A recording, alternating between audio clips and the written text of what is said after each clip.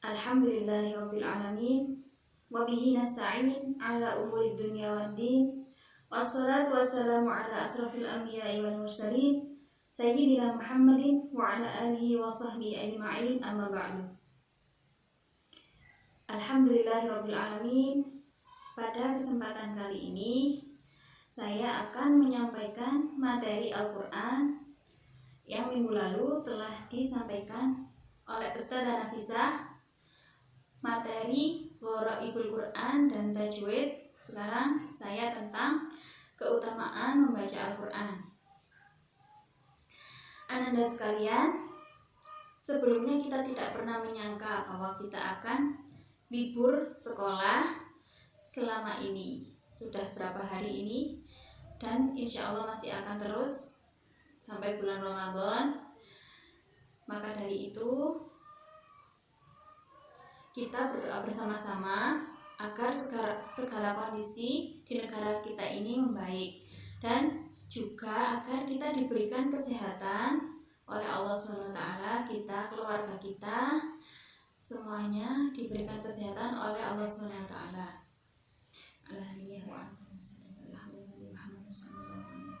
Al-Fatihah.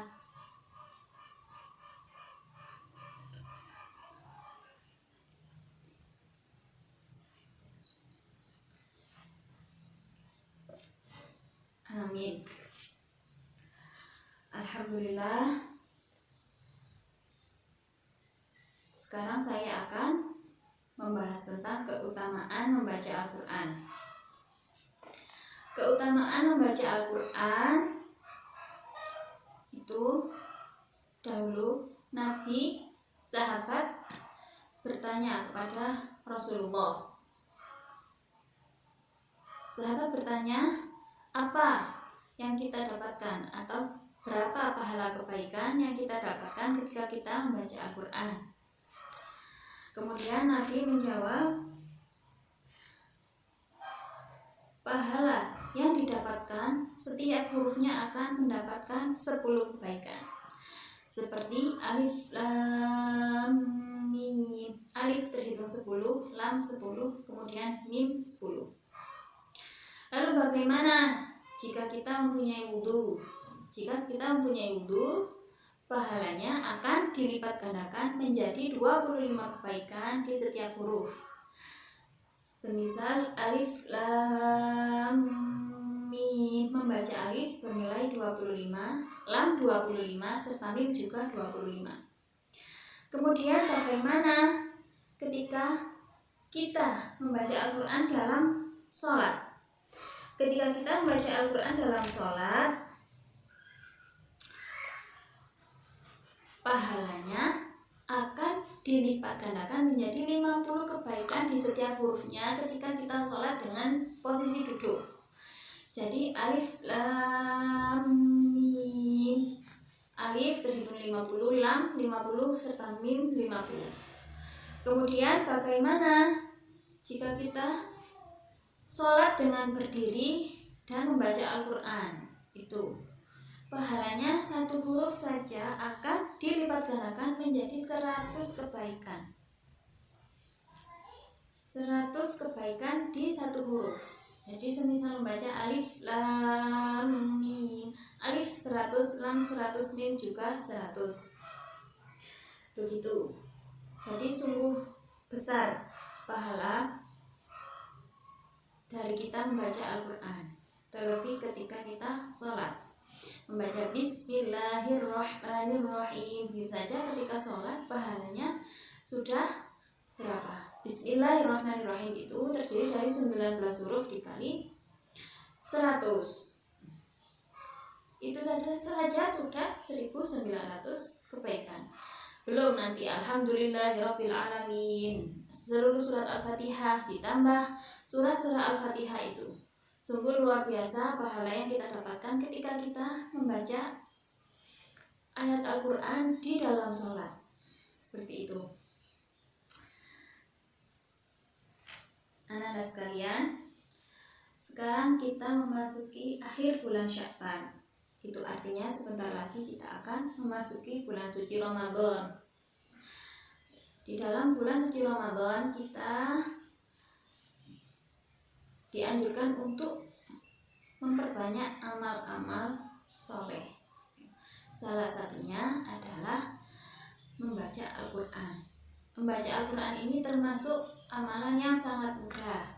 Kita tinggal duduk terus membaca Al-Quran, sudah mendapatkan pahala yang sangat banyaknya, luar biasa. Yang saya maksud tidak perlu mengeluarkan tenaga banyak-banyak, sudah mendapatkan banyak kebaikan dari membaca Al-Quran ini. Sangat mudah. Nah, tinggal bagaimana kita mau atau tidak. Jadi memang membaca Al-Quran itu awalnya harus dipaksa, kemudian lama-lama menjadi sebuah kebiasaan. Seperti anak kecil dulu belum bisa sama sekali membaca Al-Quran, kemudian diajari lama-lama bisa mengenali huruf, bisa membaca Al-Quran terbata-bata, kemudian lancar. Karena itu tadi kebiasaan dari membaca Al-Quran. Dulu ketika waktu saya kecil, waktu saya masih duduk di sekolah dasar, ibu saya menganjurkan saya kalau bulan Ramadan ini harus menghatamkan bacaan 30 juz Al-Quran. Ketika itu saya masih duduk di bangku MI, Madrasah Ibtidaiyah. Bacaan saya juga belum lancar, masih banyak yang salah-salah atau terbata. Nah, bagaimana tips agar dapat hatam Al-Quran di bulan Ramadan tetapi rasanya tidak capek atau sedikit-sedikit membacanya?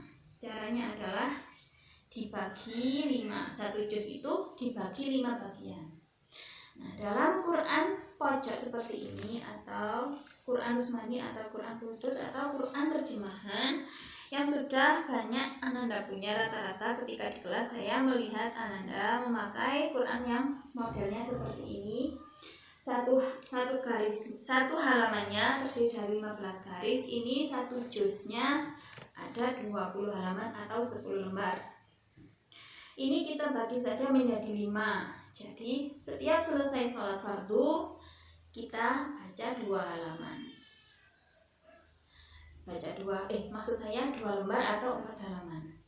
Nanti pada subuh membaca 2 lembar, pada duhur membaca 2 lembar, pada asar 2 lembar, pada maghrib 2 lembar, pada isya membaca 2 lembar.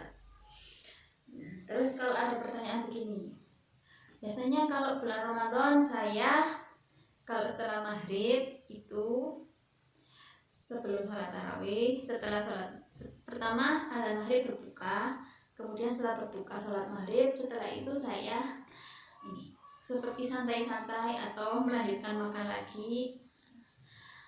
Jadi persiapan sholat tarawih dan belum sempat membaca Al-Quran. Bagaimana? Yang 2 lembarnya itu bisa dipindah ke sholat setelah sholat tarawih, ya. Atau jika Anda melakukan sholat duha di rumah, yang 2 lembar bisa dibaca ketika sholat duha. Itu jadi intinya 1 hari baca 1 juz tetapi dicicil seperti itu. Jadi tidak capek dan tidak berat. Lantas bagaimana jika ada yang bertanya bacaan saya masih sulit atau tersendat-sendat, belum begitu lancar? Tidak masalah. Kata Nabi, jika ada seseorang yang membaca Al-Quran dengan terbata-bata atau kesulitan, maka pahalanya akan dilipat gandakan. Yang pertama mendapatkan pahala dari membaca Al-Quran, dan yang kedua mendapatkan pahala dari kesulitan dalam membaca Al-Quran tersebut. Jadi jangan merasa berkecil hati ketika saya belum lancar membaca Al-Quran. Nah, tapi kalau Anda merasa belum lancar membaca Al-Quran, jangan berhenti. Anda merasa belum lancar membaca Al-Quran, malah jadi ini. Saya tidak ingin baca Al-Quran karena saya masih sulit. Nah, kalau itu adalah langkah yang salah. Karena itu tadi, kita dapat lancar karena seringnya membaca Al-Quran. Jadi kenapa orang bisa lancar membaca Al-Quran? Karena seringnya berinteraksi dengan Al-Quran, membaca Al-Quran, akhirnya seperti tidak asing dengan kata-kata dalam Al-Quran. Oh, kata-kata dalam Al-Quran seperti ini. Saya sudah sedikit banyak mengetahui. Jadi kalau dibaca jadi lancar gitu. Dulu saya juga terbata-bata membaca Al-Quran, kemudian sering dibaca, nanti lancar-lancar sendiri. Bahkan dulu ibu saya almarhumah itu, beliau tidak menghafalkan Al-Quran, tapi karena seringnya membaca Al-Quran, jadi seperti hafal sendiri gitu. Beberapa ayat bisa melanjutkan sendiri meskipun tidak dihafalkan ya. Itu karena ini seringnya dalam baca Al-Quran. Jadi seperti sudah mudah dan sangat mudah untuk dibaca karena sering interaksi dengan Al-Quran seperti itu. Selanjutnya saya akan menerangkan tentang hukum membaca ta'awudz. Hukum membaca ta'awudz ini adalah sunnah. Disunahkan membaca ta'awudz ketika kita akan membaca Al-Quran di awal surah atau di tengah-tengah surah dalam Al-Quran. Kita sunnah membaca ta'awudz sebagaimana firman Allah SWT dalam Al-Quran, wa idza qara'tal Qur'ana fasta'idz billahi minasyaitonir rajim. Maka ketika kita hendak membaca Al-Quran, mohonlah perlindungan kepada Allah agar dijauhkan dilindungi dari setan ya, setan yang terkutuk. Kemudian banyak sekali siwat atau bacaan ta'awudz yang pernah kita dengar. Contohnya a'udzubillahi minasyaitonirrajim. A'udzubillahi minasyaitonirrajim innahu huwas samiul alim, atau a'udzubillahil azim as-samiul alim minasyaitonirrajim, atau a'udzubillahil azim minasyaitonirrajim, dan banyak lagi bacaan ta'awudz. Tetapi yang lebih utama yang dilakukan Rasulullah adalah a'udzubillahi minasyaitonirrajim. Ta'awudz yang seperti itu yang dilakukan oleh Rasulullah. Jika banyak ahlul qura atau orang-orang yang ahli membaca Al-Quran membaca ta'awudz dengan siwat yang berbeda, itu hukumnya tidak mengapa. Tetapi yang paling utama atau yang afdal seperti yang dicontohkan oleh Nabi, a'udzubillahi minasyaitonirrajim. Selanjutnya saya akan menerangkan tentang hukum membaca basmalah. Hukum membaca basmalah ini ada 4. Yang pertama adalah wajib, yang kedua sunnah, yang ketiga haram, dan yang keempat jaiz atau boleh. Hukum yang pertama adalah wajib. Wajib membaca bismillah ketika kita membaca surat Al-Fatihah, karena Bismillahirrahmanirrahim adalah ayat pertama dari surah Al-Fatihah menurut mazhab Imam Syafi'i. Bismillahirrahmanirrahim adalah ayat pertama dari surah Al-Fatihah. Jadi hukumnya kita wajib. Ada juga imam-imam lain yang langsung Alhamdulillahirabbil alamin, ada seperti itu. Tapi kita menganut Imam Syafi'i yang mana Bismillahirrahmanirrahim adalah ayat pertama dari surah Al-Fatihah. Kemudian hukum yang kedua adalah sunnah. Sunnah membaca Bismillahirrahmanirrahim ketika awal setiap surat dalam Al-Quran kecuali surat At-Taubah atau surat Baro'ah. Semisal kita akan membaca awal surat Al-Baqarah, kita mulai dengan ta'awudz, kemudian Bismillahirrahmanirrahim, Alif Lam Mim, Dzalikal kitabul la raiba fiih, seperti itu. Dan semua surat-surat yang lain dalam Al-Quran hukumnya sunnah untuk mendahului bismillah di awal surat, yaitu tadi kecuali surat At-Taubah. Kemudian hukum yang ketiga adalah haram membaca Bismillahirrahmanirrahim di awal surat At-Taubah. Ketika kita membaca surah At-Taubah, kita langsung ta'awudz, kemudian ayat pertama. A'udzu billahi minasyaitonir rajim. Bara'atun minallahi wa rasulihi ilal ladzina 'ahadtum minal musyrikin. Seperti itu. Kemudian hukum yang keempat adalah jaiz atau boleh. Boleh membaca Bismillahirrahmanirrahim ketika di tengah-tengah surat At-Taubah.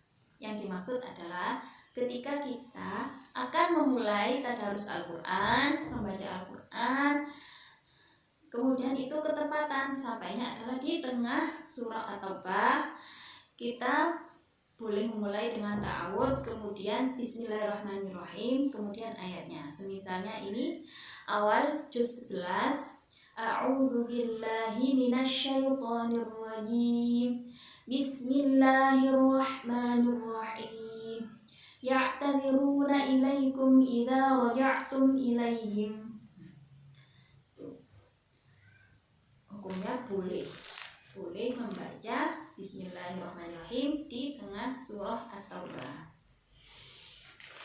Selanjutnya saya akan membacakan bacaan-bacaan yang dianjurkan atau bacaan yang sunnah kita baca ketika kita selesai membaca surah tertentu atau ayat-ayat tertentu dalam Al-Quran. Nah, ini yang sudah umum kita ketahui. Ketika kita selesai membaca surah Al-Fatihah, kita kemudian disunahkan untuk membaca amin. Shiratal ladzina an'amta 'alaihim ghairil maghdubi 'alaihim waladdallin. Kemudian sunnah membaca amin. Amin, arti dari kata amin adalah Allahumma istajib. Ya Allah, kabulkanlah. Nah, akhir dari surah Al-Fatihah ini adalah doa agar Allah menunjukkan kepada kita jalan yang lurus, yaitu jalan-jalan orang yang diberi nikmat, bukan jalan orang yang dimurkai oleh Allah, dan bukan juga jalan orang yang sesat. Nah, itu jadi kita silakan membaca amin. Kemudian yang kedua, di akhir surah Al-Baqarah kita juga disunahkan membaca amin. Bunyi ayatnya A'udzu billahi minasyaitonir. Yang ketiga, di akhir surah Al-Isra kita disunahkan untuk membaca takbir Allahu Akbar. Bunyi ayatnya wa qulil hamdulillahilladzi lam yattakhidh waladan wa lam yakul lahu syarikun fil mulki wa lam yakul lahu waliyyun minadh-dhilli wa kabbirhu takbira. Kemudian kita disunahkan untuk membaca takbir Allahu Akbar. Yang keempat, di akhir surah Al-Waqiah kita disunahkan untuk membaca tasbih. Karena di akhir surat Al-Waqiah ini adalah seruan kita untuk bertasbih. Bunyi ayatnya A'udzu billahi minasyaitonir rajim. Fasabbih bismi rabbikal azim. Kemudian kita disunahkan untuk membaca Subhana rabbiyal azim. Arti dari fasabbih bismi rabbikal azim adalah maka bertasbihlah dengan menyebut nama Tuhanmu yang Maha Agung. Kemudian kita sunnah membaca Subhana rabbiyal azim. Maha suci Tuhanku yang Maha Agung. Kemudian yang kelima, kita disunahkan membaca Allahu Rabbul Alamin di akhir surah Al-Mulk. Nih, surah Al-Mulk berbunyi, akhir surah Al-Mulk berbunyi A'udzu billahi minasyaitonir rajim. Qul ara'aytum in asbaha ma'ukum ghauran faman ya'tikum bima'in ma'in. Kita disunahkan membaca Allahu Rabbul Alamin.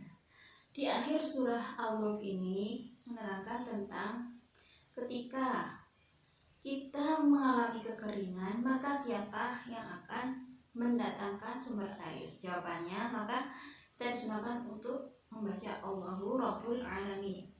Hikmah dari akhir surah Al-Mulk ini adalah kita, terutama bagi siswi perempuan ini, janganlah berlebih-lebihan dalam menggunakan air.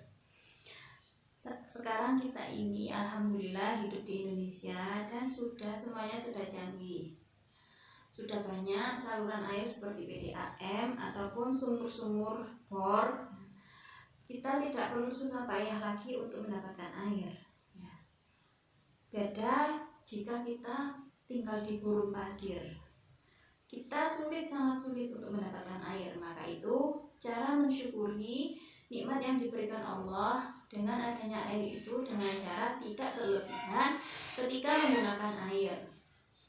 Mandi secukupnya airnya, mencuci baju juga secukupnya, begitu pula dengan mencuci piring ataupun menggunakan air untuk hal-hal yang lain. Janganlah kita berlebihan. Tadi cara kita mensyukuri nikmat Allah berupa air. Kemudian selanjutnya yang keenam, di akhir surah Al-Qiyamah kita disunahkan untuk membaca Bala wa huwa qadir. Akhir surah Al-Qiyamah ini berbunyi, A'udzu billahi minasyaitonir rajim. Alaysa dzalika biqadirin 'ala an yuhyiyal mauta. Kemudian kita disunahkan membaca Bala wa huwa qadir. Ini yang ketujuh, di akhir surah Al-Mursalat kita disunahkan untuk membaca Fabi ayyi hadis, membaca Amanna billahi rabbil alamin. Bunyi ayatnya, A'udzu billahi minasyaitonir rajim. Fabi ayyi hadisin ba'dahu yu'minun.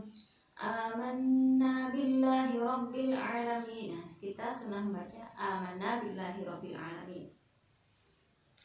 Yang ke-8 ini sudah kita ketahui karena ini juz 30. Juz 30 yaitu di surat Al-Ghasyiyah. Ini bunyi ayatnya, A'udzu billahi minasyaitonir rajim.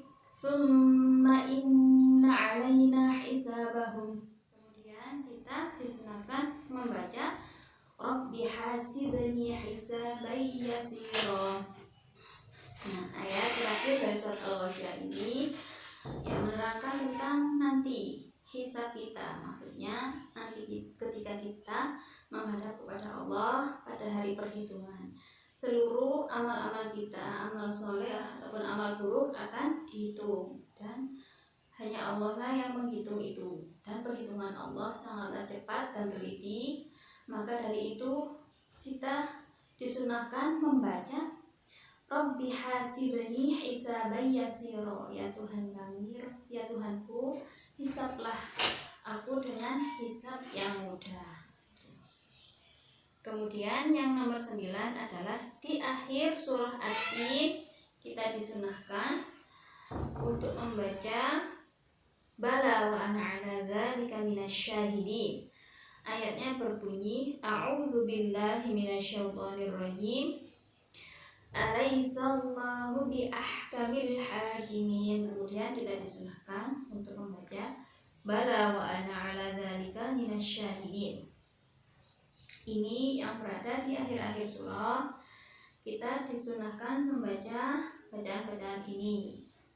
Kemudian ketika di akhir surah Ad-Duha sampai surah An-Nas, di antara surat-surat pendek itu ketika kita mau mengkhatamkan Al-Quran, kita disunahkan membaca takbir. Bunyi takbirnya Allahu Akbar, seperti itu boleh.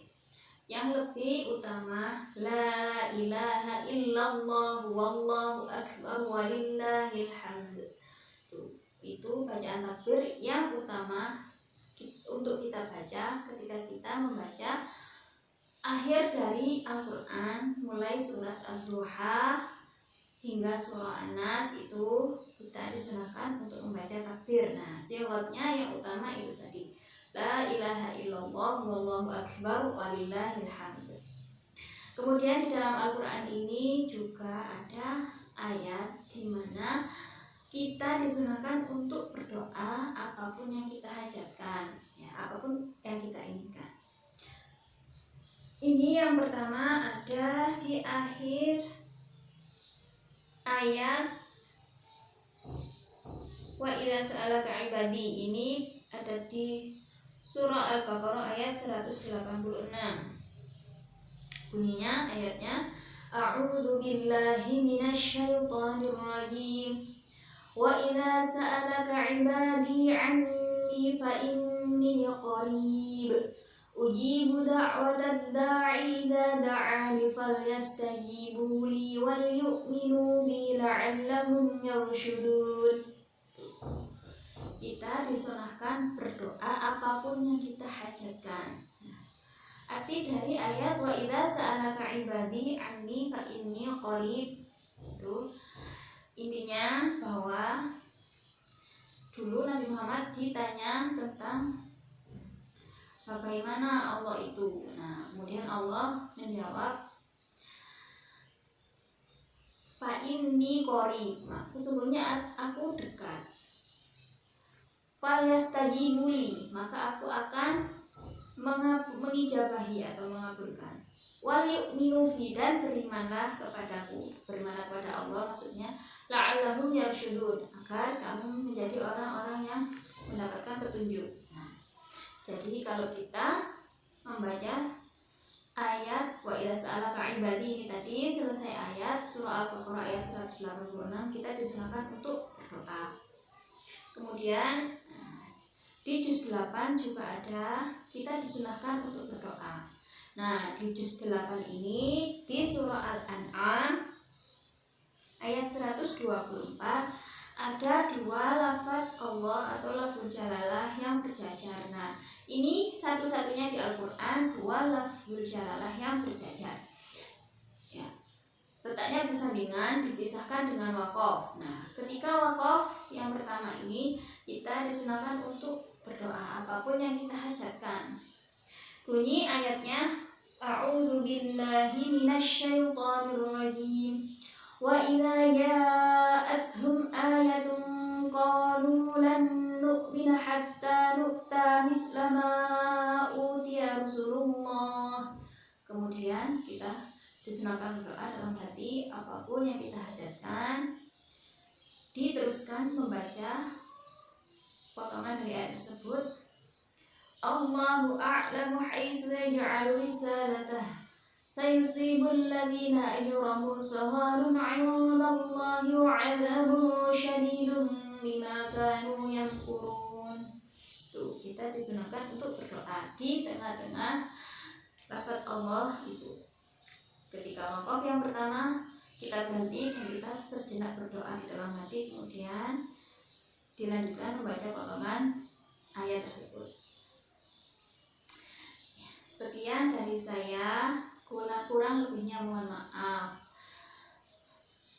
Dan jangan lupa kita untuk terus berdoa memohon perlindungan kepada Allah agar dilindungi dari wabah ataupun hal-hal yang buruk pada saat ini. Sekian dari saya. Assalamualaikum warahmatullahi wabarakatuh.